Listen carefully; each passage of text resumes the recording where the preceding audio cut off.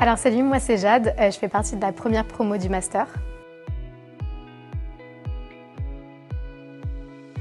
Alors du coup, moi j'ai fait un bac biotechnologie, un DUT chimie, une licence chimie et un master 1 en chimie analytique, donc vraiment rien à voir avec le spatial.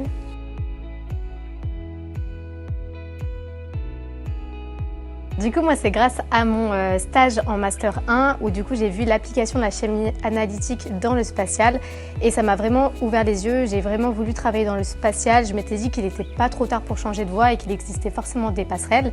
Et du coup, la formation New Space était vraiment parfaite puisqu'elle correspondait en tout point à mes attentes dans le sens où elle me permettait d'avoir une vision globale du spatial, précise du New Space, tout en nous permettant de nous former rapidement sur des projets.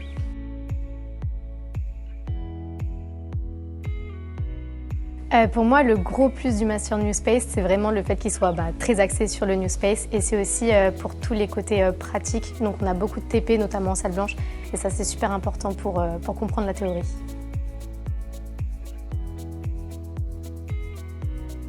Alors du coup, moi, après le master, j'ai été embauchée en tant qu'ingénieure qualité, assurance, intégration de projets spatiaux chez Hensoldt Space Consulting.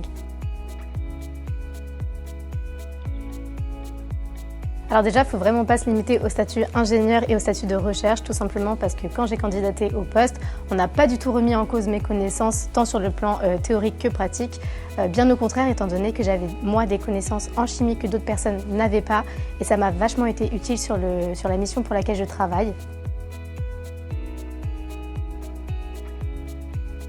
Du coup, la formation elle m'a beaucoup aidée, tout d'abord parce qu'on a pu avoir des cours sur la gestion d'un projet de la phase A jusqu'à la phase E. Donc là-dessus, j'ai pu avoir une vision globale du projet, mais notamment aussi de par les cours AIT-AEV qui du coup en sont mon métier actuellement. Pour les futurs étudiants, ce serait vraiment d'apprendre Python avant de commencer le master. Mais plus sérieusement, vraiment, n'hésitez pas à demander de l'aide et bosser très tôt le projet de fin d'année. Je dirais à la limite, c'était pendant le projet de fin d'année, où du coup, nous, on bossait sur un CubeSat qui serait envoyé pour protéger les satellites militaires et on a eu un contact d'un gars dans l'armée.